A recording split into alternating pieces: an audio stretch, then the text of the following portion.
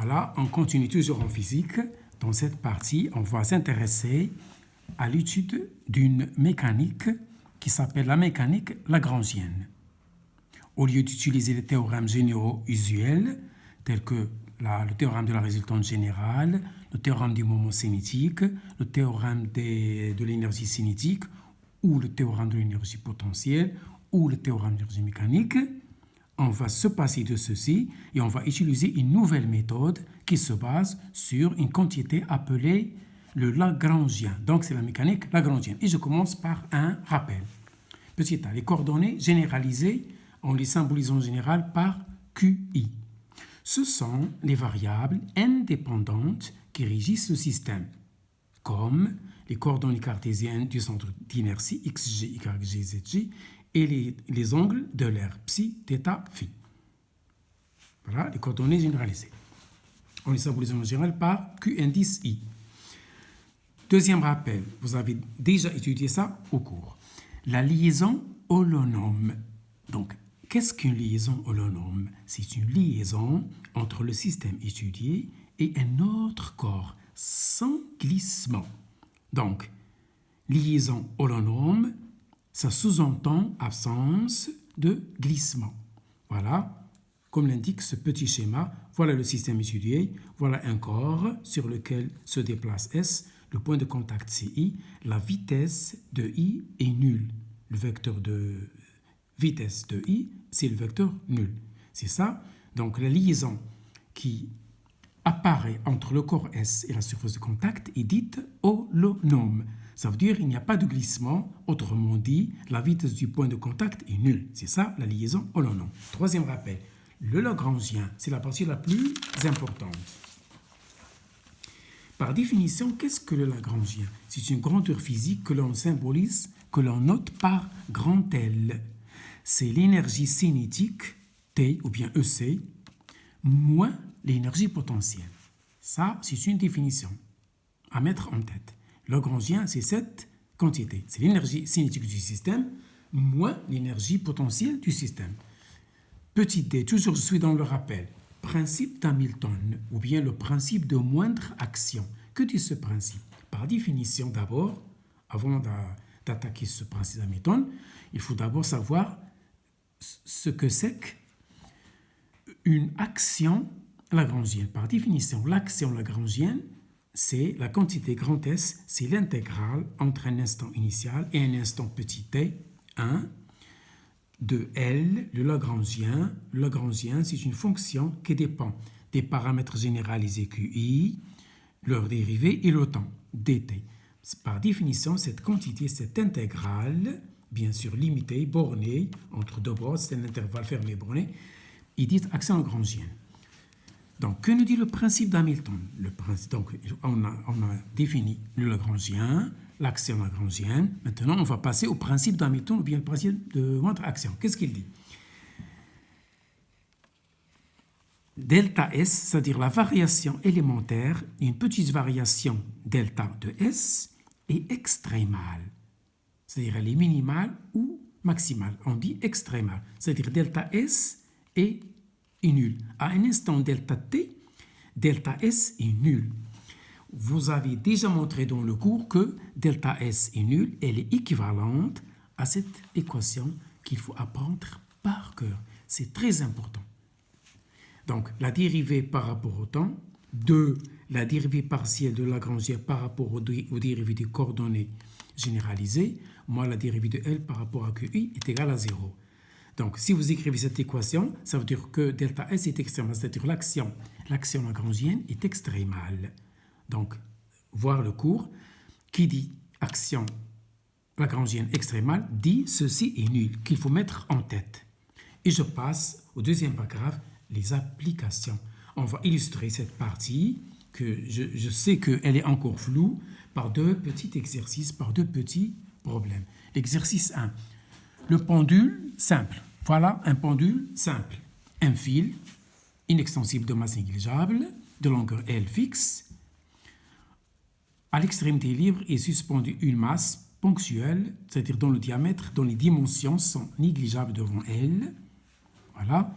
J'écarte le système et je le laisse se mouvoir tout seul. Deux petites questions. Déterminer le Lagrangien de ce pendule simple et en déduire l'équation différentielle. Ça y est? Donc, au début, M était en haut. Je l'écarte vers le haut d'une hauteur H. Bien sûr, elle ne change pas. C'est la même longueur, elle est constante. Donc, cherchons le Lagrangien et en en déduisons donc l'équation différentielle qui régit le mouvement de ce pendule. Donc, cet exercice va vous illustrer comment on applique la mécanique lagrangienne. Réponse. Par définition, le Lagrangien, c'est l'énergie cinétique moins l'énergie potentielle. Ici, le seul paramètre qui change ici, QI, c'est l'angle θ.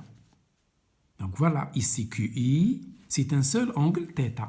Donc c'est le paramètre ici qui régit le système. Donc dans cet exemple, QI c'est θ. Voilà. L'énergie cinétique par définition CEC, c'est 1 demi mv carré, avec V égale R oméga, ou bien L θ point. Et R ici c'est L, oméga c'est θ point. Voilà. L'énergie potentielle en général, c'est mgz plus une constante. Mgz, ça veut dire la hauteur. Donc c'est z, d'après le schéma, c'est cette hauteur-là, c'est mgl 1 moins cos θ. C'est ça, l'énergie potentielle, d'après le schéma. Hein? Cette hauteur, c'est ceci moins ça. Ceci, c'est L cos θ moins ceci, c'est ça, moins ça, moins ça. Ça, moins ceci, c'est H, c'est cette quantité. Donc, le Lagrangien, donc, c'est l'énergie cinétique moins l'énergie potentielle. Remarquez une chose, ce Lagrangien, il dépend du paramètre QI et sa dérivée. QI, c'est θ, sa dérivée, c'est θ point.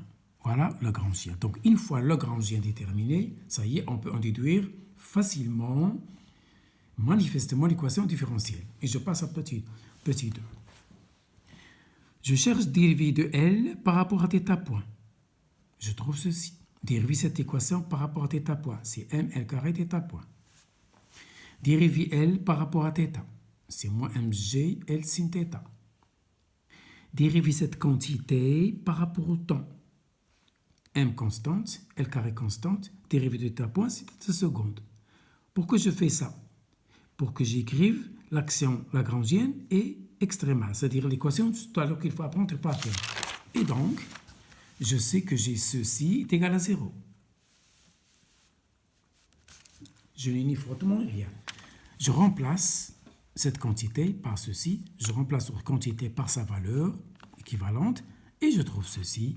Et voici l'équation différentielle d'un pendule simple que vous connaissez par la méthode classique des théorèmes généraux. Ça y est, une petite remarque. Pour des oscillations petites, c'est-à-dire θ inférieur ou égal à 15 degrés, c'est θ, et voilà l'équation que vous connaissez, avec ces solutions qui ont la forme θ égale θ max cos, etc., avec la période de pi sur oméga égale toute racine de L sur G. Si on vous demande la vitesse, vous dérivez, voilà, cette quantité, c'est la vitesse maximale en radians par seconde. Ça y est. Donc, avec le Lagrangien, on a pu déterminer l'équation différentielle sans passer par les théorèmes généraux qui, parfois, leur calcul est fastidieux. Je passe, deuxième application, c'est petit p. Tout à l'heure, on a étudié un pendule simple. Ici, on va s'intéresser à un pendule pesant ou bien une barre qui peut tourner en général. Donc, voilà une tige homogène de centre de gravité G. Je l'écarte d'un angle θ. Bien sûr, sur cette tige de longueur L, pour l'instant, on n'a pas besoin, il y a une masse qui glisse.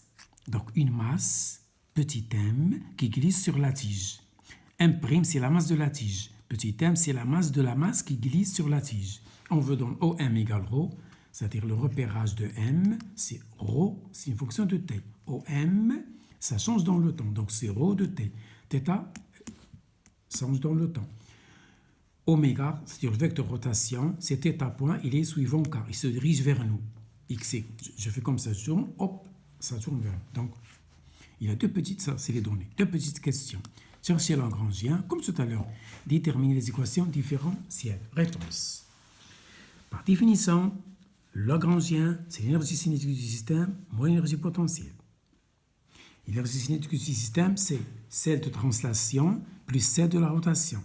C'est 1 demi mv carré 1 pour le point M et 1 demi du moment d'inertie en haut, oméga au carré de la tige. Ça y est? La vitesse au carré de M, je suis en coordonnées polaires. C'est ρ point θ carré plus ρ carré θ point au carré, donc la racine saute. Donc c'est ça V carré en coordonnées polaires de la masse petit m qui glisse sur la tige. Donc ça, c'est l'énergie cinétique du point M plus celle de la tige. C'est 1 demi de J ou bien I, moment d'inertie, θ point carré. Voilà le moment d'inertie d'une tige par rapport à l'une de ses extrémités. Ici, je me repère par rapport à O. Donc, le moment d'inertie, c'est M' L carré sur 3. Pas M' L carré sur 12, parce que c'est par rapport à l'origine O, ce point-là. Ça y est. Voilà l'énergie cinétique de la tige OA. Je rappelle que la vitesse en coordonnées polaires, c'est ρ θ point. Rho point, ρ θ point. Point, ça veut dire prime, ça veut dire la dérivée. Et voilà. Et je passe à l'énergie potentielle. L'énergie potentielle du point M, c'est mg/m, c'est-à-dire ρ, m au cos θ, plus l'énergie potentielle de la tige. C'est m', la masse de la tige, g, OG, c'est la longueur de la tige sur 2. L, c'est la longueur de la tige. Cette quantité, en général, on la note OG. La distance de O à G, c'est L sur 2, m moins 1 cos θ. Ça, c'est l'énergie potentielle de la tige OA. Je fais la somme, donc, et je trouve le Lagrangien, c'est l'énergie cinétique moins, attention, moins l'énergie potentielle. J'ai factorisé pour simplifier. L'équation différente. Donc, quels sont les paramètres ici généralisés? C'est ρ et θ. Du QI ici, c'est ρ et θ. Ça y est? Donc, j'écris, donc je cherche la dérivée de L par rapport au point et par rapport au temps, je trouve m par seconde, comme tout à l'heure. Je cherche la dérivée partielle de Lagrangien par rapport à O. Je trouve ceci. Voilà, je remplace dans l'équation et je trouve ceci égal à 0. Voici la première équation que je déduis. Ça y est, ça, c'est par rapport à ρ. Ici, j'ai deux paramètres. Dérivons d'abord par rapport à ρ, je trouve l'équation 1. Dérivons ensuite par le deuxième paramètre θ point et θ. Voilà. Et je trouve cette équation. La dérivée de la dérivée. Voilà. Je trouve la dérivée par rapport au temps. Ceci. La dérivée de L par rapport à θ. Je trouve cette quantité. Les calculs sont faciles. Hein? Ça y est. Et je déduis cette équation. Si θ est petit, c'est-à-dire les oscillations sont petites, sin θ c'est à peu près θ, développement limité, voire le développement de Taylor. Et donc, je déduis l'équation différentielle que vous connaissez déjà au lycée, c'est celle-là. Avec oméga carré ici, c'est toute cette quantité.